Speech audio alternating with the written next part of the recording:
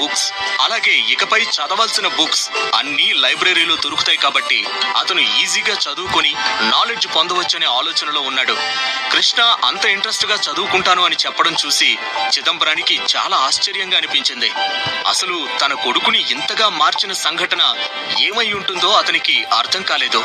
4-5 ఏళ్లు సిమెంట్ మేస్త్రిగా పనిచేసి తరువాత సొంతంగా వ్యాపారం పెట్టుకుంటే మహా అంటే ఇల్లు కట్టుకోవచ్చు, కారు కొనుక్కోవచ్చు. కానీ మ్యాజిక్ కాలేజ్ లో గ్రాడ్యుయేట్ అయ్యి ఒక మంచి మ్యాజిషియన్ గా బయటకొస్తే ఈ సొసైటీలో అతనికి ఉండే స్టేటస్ కానీ రెస్పెక్ట్ కానీ చాలా డిఫరెంట్ గా ఉంటుంది.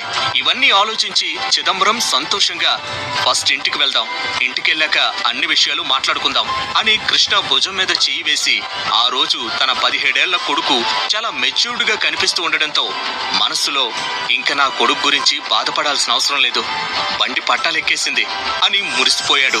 చిదంబరం ఇంటికి వెళ్దామని చెప్పగానే కృష్ణ